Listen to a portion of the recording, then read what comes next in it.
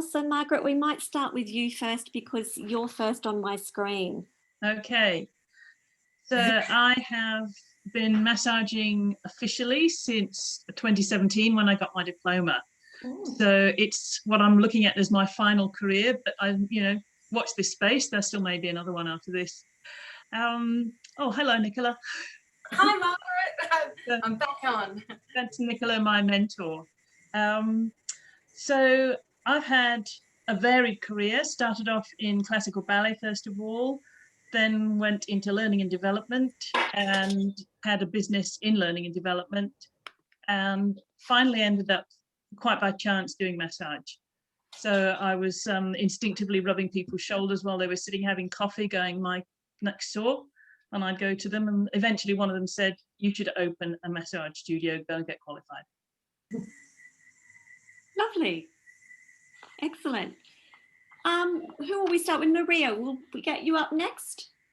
Can you see me? Oh, we can. Oh, fantastic. My name is Maria. I've been a massage therapist for 23, 24 years now, up here in sunny Cairns. And yes, I decided to do the mentoring a couple of years ago, and Youjung was my mentee. And we had a fabulous experience. It was really great. So good that I went back again last year and mentored another practitioner as well. Lovely. So Yeah. you're one of our repeat mentors, which is fantastic because we really rely on you to keep the whole scheme propelling along. Absolutely. So Youjung, it sounds like you've got a pretty good introduction there for Maria. So tell us a little bit about yourself. So I am from South Korea. I studied psychology as a bachelor's degree, but I was traveling around to study yoga, but fell in love to become a massage therapist. So when I came to Australia, I ended up taking a diploma course and graduated in 2015. And since then, I've been working for myself. But it definitely made me grow up a lot faster and wholesome since I met Maria through a mentoring program.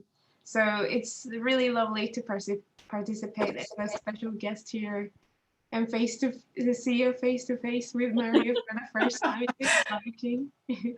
Yeah, we should point out to everyone who's viewing that what we have in terms of special guests, and I'll get you up in a sec, Nicola. These are two mentoring pairs. So Maria and Youjung worked together in a program a few years back, and Nicola and Margaret worked together in a program, the very first one that we ran. So we decided that, featuring two separate pairs of mentees, mentors gives everybody who's attending today a bit of a perspective from both sides of the equation, and also hopefully will give you a sense of the dynamic that emerges between people who participate in the program. So with that in mind, Nicola. Yes, hi. Hi everyone, I'm Nicola. I was Margaret's mentor a couple of years ago. What I enjoyed about the program, or why I wanted to do it, was because I'd been massaging for 20 years now, and I'd recently moved from country WA back to the city. And so in the country, I'd had a very busy massage clinic with staff and multiple treatment rooms. And so I was back to being a solo practitioner. And when I saw the program, I thought I would have really liked to have had that help myself when I was setting up my business and my clinic all those years ago. And so I thought it would be a really good opportunity for me to share some of my knowledge and experience with doing this. So I was really happy to be paired with Margaret, even though we're on the opposite sides of the country. So, sometimes the timing was provided a few interesting logistical things for us, but we made it work, and it's been really lovely getting to know Margaret and to learn about Wangaratta.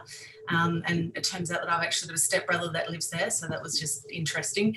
But I guess the similarities that we had whilst we live, miles and miles apart, was that my business that I had was in a regional town, and Margaret lives in a regional town, and so I was able to offer her mentoring and guidance on how to grow her business and make those connections with people in the community so that she could get her referrals. Wonderful. Wonderful. Now, before we go into any further kind of delving and asking some specific questions of you wonderful, lovely people who have been involved, Katie, is there anything that you'd like to just give by way of background in the absence of us getting that formal presentation running? There's just a couple of dot points that you'd like to start off the session with, just in terms of logistics and timing and all that kind of stuff? Yeah, so basically the program will open up applications on the 22nd of February, and they'll remain open for about a month. So they close on the 22nd of March. And during that time, we ask you to read all the information pack that we'll send around, and is also available for download on the website. Because we really want people to think about the time commitment that it takes to be involved in the program. And with mentees being mainly responsible for driving that relationship, I would stress that if you are considering joining as a mentee, just make sure that you do have the time commitment before even filling in the application form. So there's also some training and things like that that need to be completed as a prerequisite to applying to the program. So you can do that at the same time. You can do the training module provided, which sort of gives you an insight into what mentoring is and your role and responsibility. And also you, at that same time, you can be filling in the application form and really thinking about whether you do have the time to commit to it. The program runs for roughly 6 months, so from April to October. So during that time, you will need to obviously commit to monthly meetings with your mentoring partner, which includes also preparation time for meetings and follow-up, and also just making sure that you're completing all the training that's provided. And also there's a lot of resources and things like that available for download to sort of guide you through the way. And we will also be having webinars throughout the program, sort of a program launch webinar explaining exactly what the first steps are and how to get you connected with your mentoring partner. And then throughout the program, we'll have various different webinars, some for mentees and some specific for mentors. And that just sort of helps people to stay on track and give them guidance. Yeah.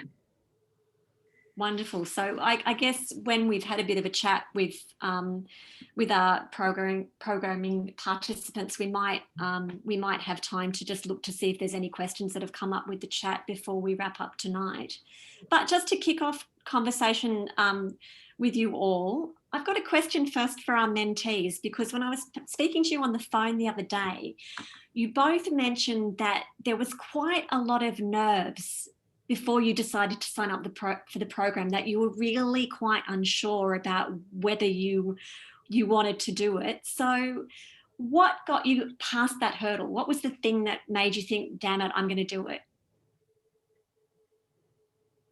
Go on, Youjung.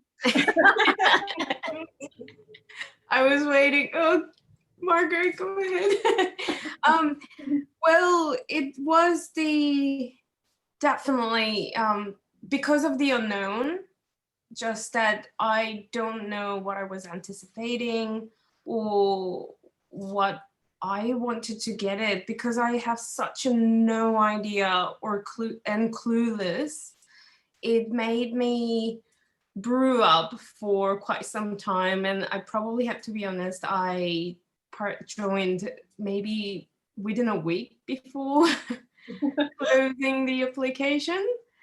And it was the moment that, because I always knew that I wanted to have a mentor, and the opportunity was just right there in front of my face. So I think I was like, well, if it doesn't work out, then at least I tried.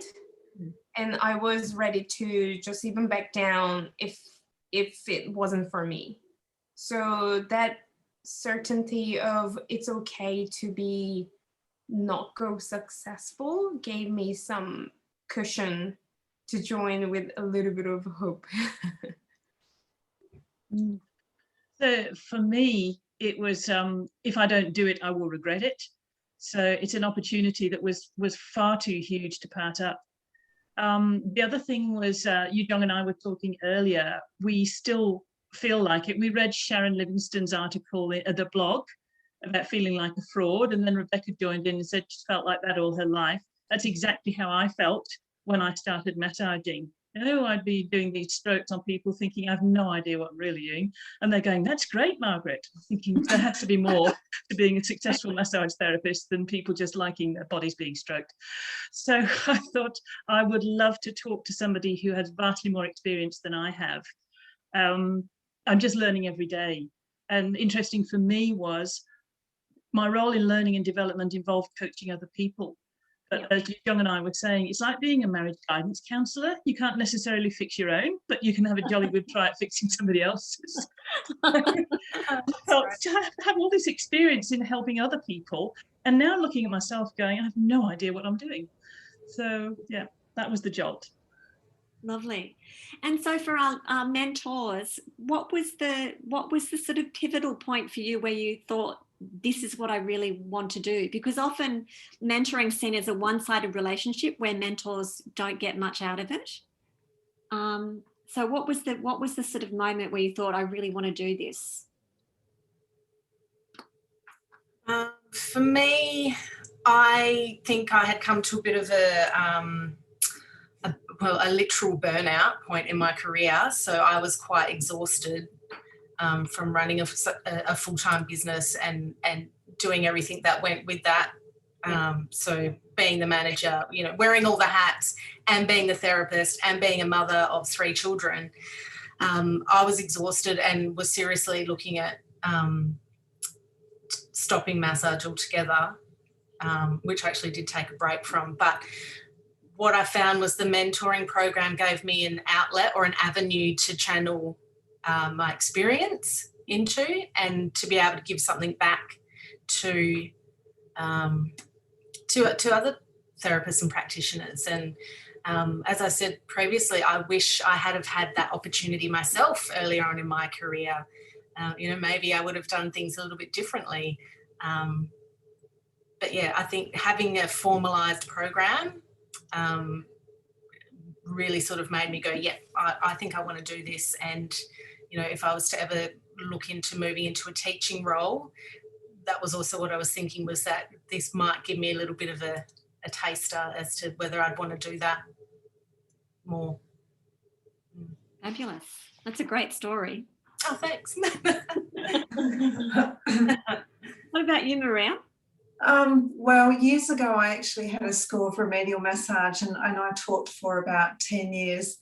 And I loved motivating, inspiring, and giving out my knowledge, and just helping people achieve their goals. And I felt that if anyone could, learn massage like myself, then anyone could do it. So I just wanted to, help people and give out my knowledge. And when this mentoring come up, I just thought, oh, I'd love that. It'd be perfect. I'll be good at it. I'm an ideas person as well. And being positive and all of that, I like to bounce ideas off. And it was just such a great experience. Plus also getting the points for the CPE required points. That was a great bonus. Because up here in Cairns, we don't always have a lot of courses going. And I just felt that I could do it more at my time leisure rather than turn up at a course or do it online. So it was just a great opportunity and so rewarding. It made me a better therapist as well. And I loved every minute of it. It was fantastic. In what way did it make you, do you feel that it made you a better therapist? I just felt more established and professional. It just reinforced everything that I was talking to you, Youjung, about. We would go over things like client issues, concerns, legalities, studying, self-care, all of those little things. So when I'll get off the phone, I'll go back to work. I just felt more confident in myself with my clients, communication wise, and it made me a better listener as well. So it was such a fantastic opportunity. Absolutely. So yeah, I just felt more professional. Yeah, that's a great Yeah. insight. We had a lot of in the interviews the feedback that we collect as part of the program. The most common word that people used was that they felt more confident, and that was on both mentoring and menteeing sides of the equation. And that story kind of bears that out, that it was a way of validating your professionalism. Absolutely. Yeah. Now, Katie, I'm going to draw you back in again, because now might be a good time to talk about the matching process, since we've got two examples of really good positive matches here. Yeah.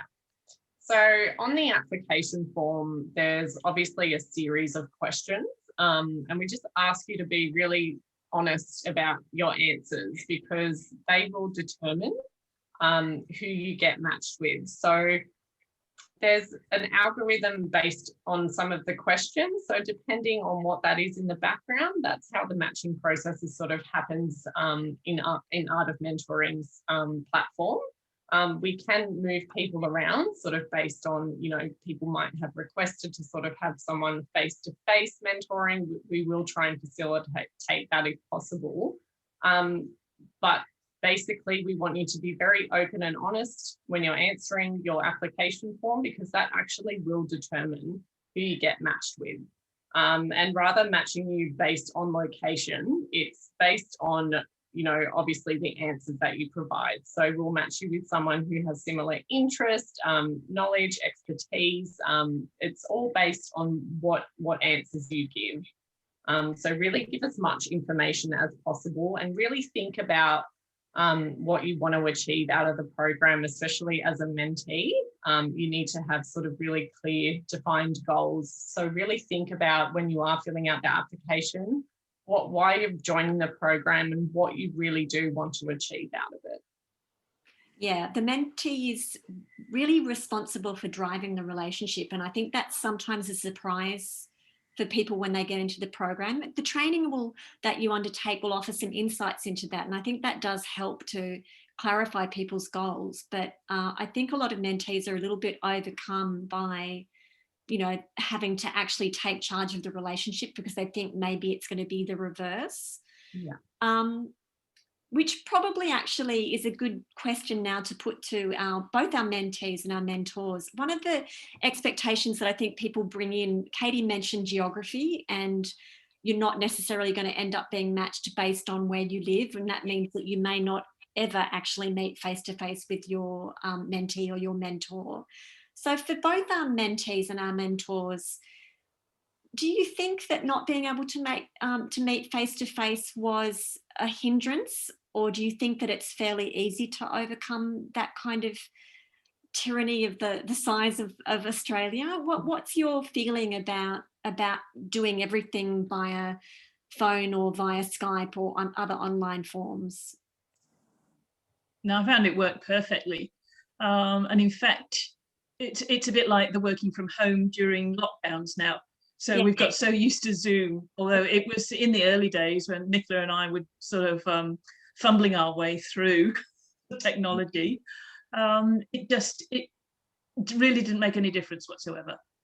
Yeah, I think that's a fear people have, like it might impact, them achieving their goals, or, not being able to see someone face to face. But really, you may be better suited to someone who is, from Western Australia, and you're in New South Wales. So it doesn't have to impact it at all. You can still have a successful relationship and make it work if you're just willing to commit to it. And, as you were saying, Margaret and Nicola, you both sort of came from rural areas in different states. So you had some type of connection, but there was different things that you could discuss, and it worked out fine. Yeah. Both of you. Yep, it did. I guess the only thing which I guess created a little bit of, not even trouble, but yeah, the time difference sometimes. Yeah. We had to think about that. So we'd be like, oh, is that 12 o'clock my time or your time? And sort of do the maths and work out when it was. And sometimes my kids, like if it was school holidays, I might have some kids. I think you probably maybe heard or met one or two faces of my children popping in from time to time, Margaret. Yeah. Or sometimes we'd have a quick chat on the phone as I was on my way to school to pick the kids up. And, you know, it's just part of life. And we, you know, a lot of us therapists, we do have families and other commitments, and you can make it work. I think it's just the willingness to want to give and receive. So give your knowledge and receive knowledge, and sharing from both, because I learned a lot from Margaret as well. And just knowing that, you know, life is life. You're going to have interruptions. You're going to have time differences. You're going to have kids interrupting. You know, that's just the way it is, you know, and everyone's human. And I think sometimes we put too much pressure on ourselves to be perfect, you know, to be perfect before we launch a new service, or to be perfect before we, you know, press publish on that blog, or before we send that email, or try something new with our clients. Oh, I've only just learned this. Is it going to be? You just got to do it. You just need to be confident and believe in yourself and do it. And I think that's what I found from Margaret, was her belief in herself. That came through the building of our relationship, and we've continued to have a relationship. So the mentoring's continued, and it's nice to catch up, and I do a few things for Margaret, and we catch up and talk business regularly. So yeah, it's good. Yeah, just because, you know, the AMT mentoring program finishes, it doesn't mean that you can't maintain a connection with your mentee or mentor after. Yeah. So, I mean, we would encourage people to sort of, you know, keep in contact with each other as long as the sort of relationship has ended on a good note. Yeah, that's great. What about some of the challenges? What were the biggest challenges that you faced? I think when we did the original, the pilot launch, I think, if I remember correctly, it ran from October to March. Yeah. Yes. And so that was a challenge, possibly for me more so than Margaret, because I did have that 6 weeks of no school for the kids. But I think as well, just with Christmas, and Margaret had a holiday. I think you went overseas during that time. Yeah. Gosh, how times have changed. So that timing, I think, for us was probably the biggest challenge, was just that we sort of had the momentum, and then all of a sudden it was summer and there was school holidays and Margaret was going away. So we had, you know, what you do in summertime. So it sounds like you're now doing it March to October. Is that how it's running now? Yeah, so every year we'll run it for the same time of year. That summer period's tricky all round, really. It's challenging. So we, at one point when we first started out, we did consider trying to run 2 programs a year for various reasons, and it became quickly apparent that was never going to work. And so we also, just from the point of view of it being embedded into the programs that AMT does, we feel like having it at a predictable schedule every year, so it's always going to run March to October, means that it's easier for people to plan around it and know that maybe if they've got something planned one March through October, that they'll be able to access it in a future year. So that's the commitment at the moment. And just, I think, you know, tonight is partly about making people aware that it is worth taking the plunge. And I guess also, depending on how things pan out, it's always better for us to have a bigger pool of mentors than mentees as well, because it just enables us to make better matches and not just match for the sake of making matches. So we're hoping that having these kinds of conversations will kind of help to recruit more people to be involved and to take that plunge, not just to think about it, but to actually take the plunge. And you know, that's the thing, you can apply. There's no guarantee that we'll be able to match you, but even just taking that step to apply and just really think about it, and just, as Beck said, just, you know, take the plunge and just do it. Can't hurt anyone. Yeah. I mean, talking about challenges, the biggest one for me, because I'm a procrastinator, was actually being accountable to somebody. Yeah. Now I've got that meeting next month, I better do some work. It's just, Yeah. I find it so easy just to go, oh, that'll stay for another week, that'll stay for another week. And then I'd get a lovely little note from Nicola going, how's it going? Thinking, oh God. I've actually got to work. But I'm eternally grateful for that, because without that push, I'd not be where I am now. And to give you an example, I was working 5.5 days a week. Now with COVID, I've reduced my times, and when I'm allowed to work, I'm 3.5 days a week, and I'm earning more in those 3.5 days than I was in the 5.5 days beforehand. So on that note, Margaret, because you wrote that wonderful post in Facebook recently, and that mentoring relationship for you obviously had a really profound impact on your business. So Yes. Yeah. what factors do you think, I mean, obviously that was with Nicola, Nicola's guidance and support. What were the main things that you think Nicola helped you to see that led to that result? I think it was getting clarity around vision. What kind of clients did I want? Yeah. Where might I find them? How might I engage with people? Because I also came from a family where, I think I said in the post, talking about yourself and your skills was seen as having tickets on yourself in my family. You just did not do it. You never boasted about anything. So therefore, I found it really hard to get excited about telling other people what I did and how it would benefit them. And Nicola would just go, have you thought of this? Have you ever phrased it this way? Or what is it that really makes you want to run into a hole and hide? And so she just probed me, but she was firm as well, but nicely firm. And I think for me, it was like, oh, I can't let Nicola down now. So then I was able to take it away from my business and going, oh, I owe it to Nicola. She's put in so much. In the back of my mind, I knew darn well it was for me. And Nicola knew that as well. But she was very modest about her involvement and really what made it work. So yes, it was that clarity around clients.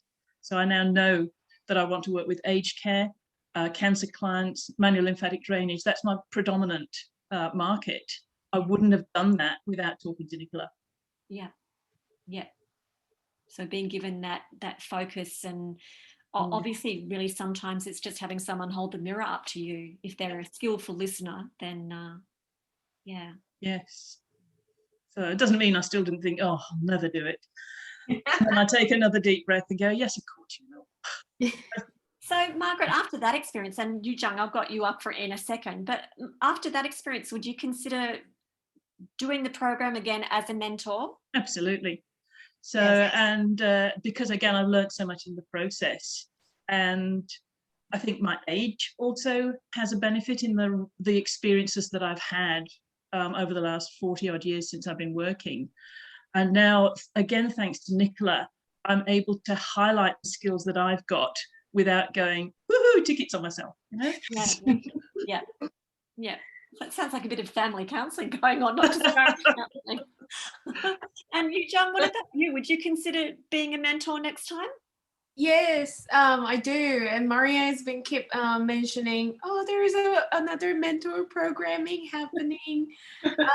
So she is a good reminder for me.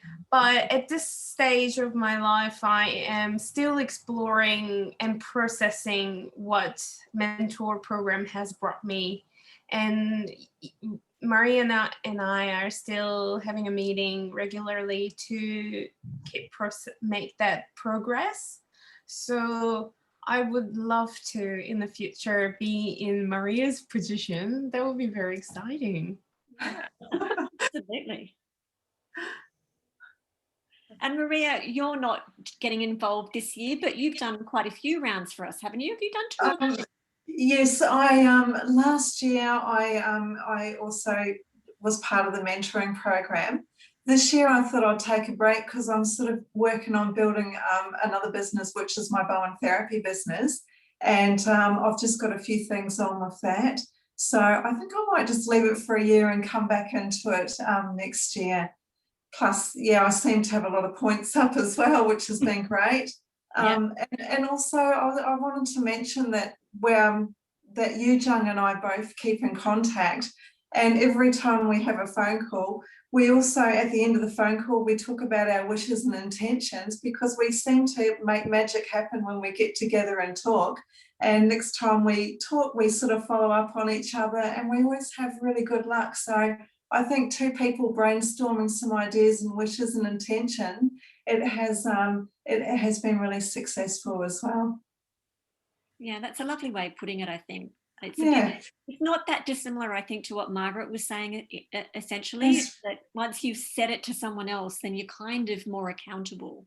Absolutely, absolutely. Yeah, wonderful.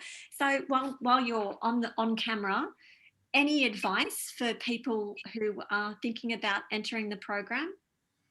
I think definitely the training is fantastic. The training, as a mentor, the training gave me so many ideas and a lot of questions. And as a mentor, you actually want to draw everything out of the person. You don't want to tell them how you did it and what you did. You want to get them motivated and thinking about it. So the training was fantastic. It gave you so many resources for that. What I would also do when I was mentoring and talking to Youjung on the phone, I'd be taking little notes, so that in between our mentoring sessions, I might send her an email or a text just to see how she's going. And also on the meeting, I could follow up on those notes that I took last time, whether they be questions, ideas, or concerns or issues as well. The other thing too was Youjung would send me an email the day before or on that day of the topics that she wanted to go over. So it was a little bit like homework, where I'll get an idea of what we were going to talk about. And sometimes we wouldn't have a lot to talk about, but we could still spin our talking time out to about 1 or 2 hours.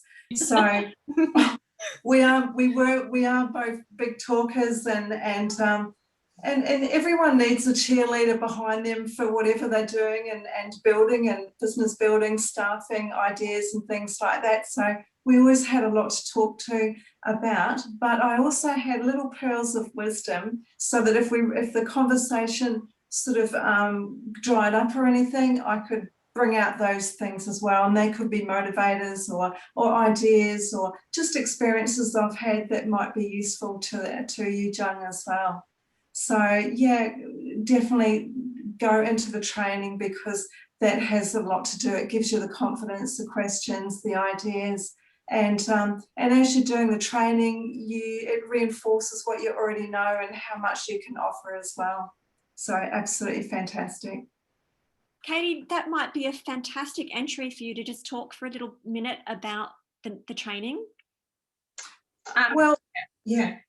The training itself was all online. So first of all, you just went through, but the good thing was these resources you could draw on at any time.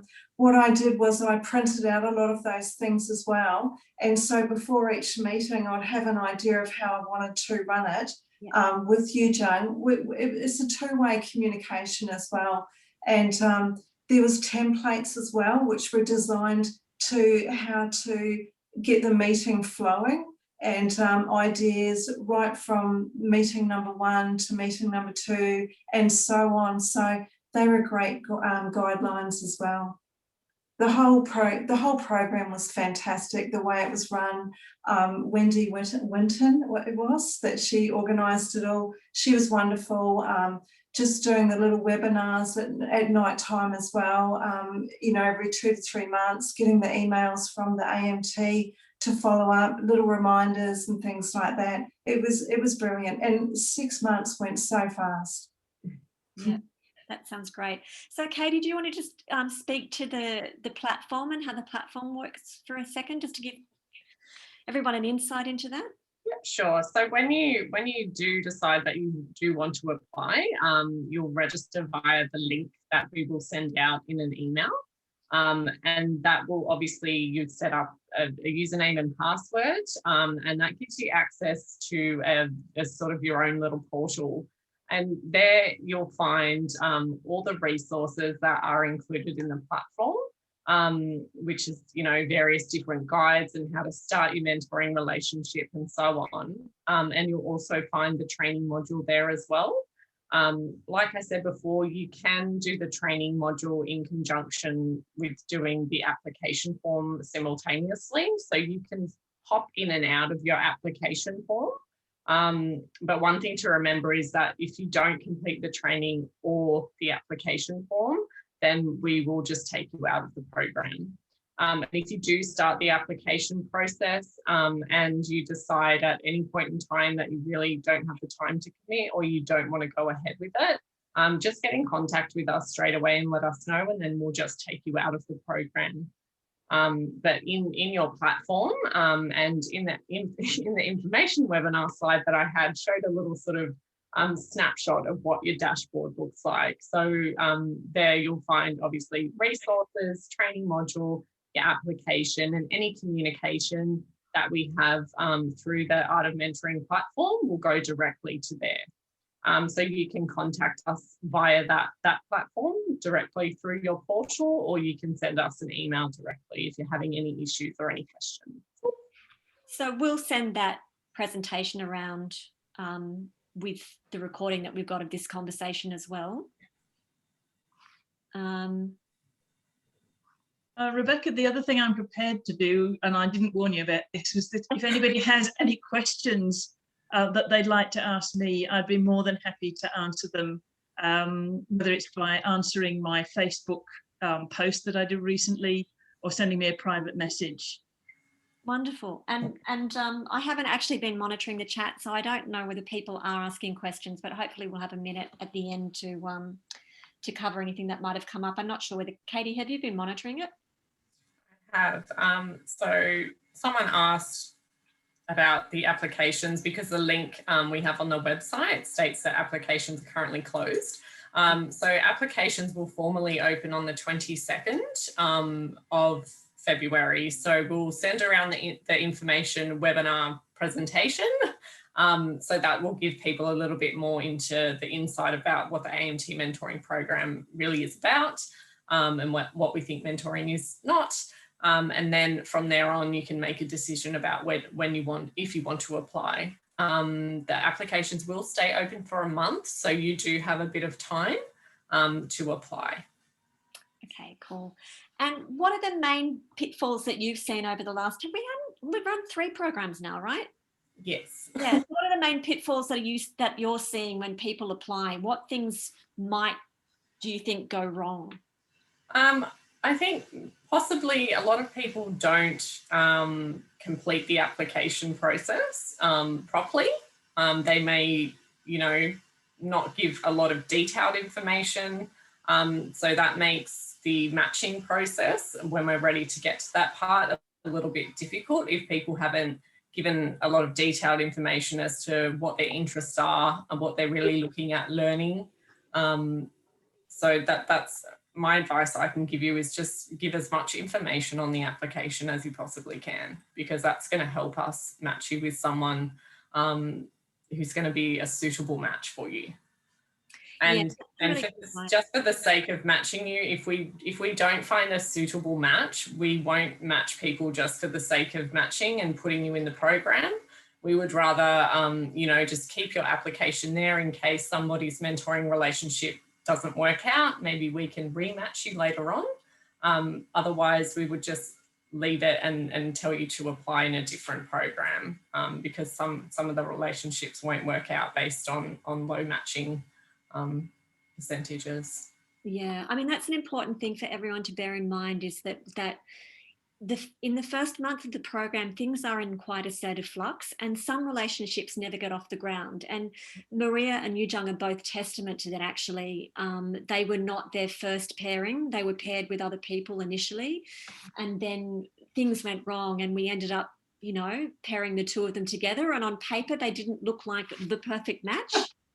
But as you can tell from them talking, it absolutely went swimmingly. So just bear in mind that if in the first instance you've applied and you don't get matched, it doesn't mean that you are not necessarily going to be involved in that program. Things do shift around in that first month. And also bear in mind, this is really important, that if you aren't matched initially, that it's no personal failure. It's just due to the fact, as Katie was referring to just a minute ago, that we may not have been able to make a good match for you. So that goes for both mentors and mentees. It's a little bit less, I think, crucial for mentors in terms of we value them actually making themselves available, and we know that at some point they will get matched with someone. If it's not in a program this year, it could be in a subsequent year. But certainly for mentees, it's really important to know that it's not a personal failure if you don't get matched. And a lot hinges on how many applications we have from mentors as well. If we don't have enough mentors to go around, then obviously that means that some mentees have to miss out. Now, I'm conscious of the time. I'm loving this conversation, but I'm conscious that we might need to wrap up. So if I can turn back and turn to all of our guests, and then I'll get Katie to see us out with some final comments. But starting with you, Nicola,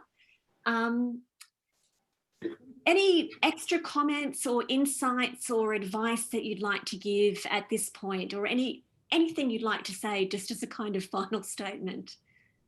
I feel that the program is very supportive for both the mentor and the mentee. I felt supported the whole way through, and I think that's really important. As Maria said, the online training was fantastic. And that is something that, that training is something that, yes, I used in this program, but I can use and apply to other areas of my life as well as I want to. So great training, felt very supported. And I think I'll probably sign up to do this round as well now, after I'm feeling re-inspired again. We'll be happy to have you. Excellent. That's great. That's a fantastic closing statement. And Margaret? So I just wish I'd had it, like as Nicola said, I wish I'd had it at various stages in my life, because just that ability to talk to somebody else who's gone through what you've been through, you can't replicate it. Yeah, just do it. And I also think that what you were saying earlier is very important for people to consider, that, AMT members are a diverse bunch, and an awfully large percentage of, or not awfully, a significantly large percentage of AMT members have established professional careers in other things and have come to massage as a second or third career. And so all of that experience is actually really valuable in the mentoring setting. And it means that if you've been in practice for a very short time as a massage therapist, it doesn't mean that you couldn't put your hand up to be a mentor, because you might have other professional and life experiences that are extremely relevant. So that seemed to be the case for you, Margaret. Mm. Yeah, that's something that we would encourage people, even though we have a sort of set time. We would like people to be at least a massage therapist for 3 years to be a mentor. If you have had experience in previous careers that you think are relevant, we'd still encourage you to apply regardless, because all people from all different walks of life have different knowledge and skills to share. Yeah, that's exactly right. And Maria?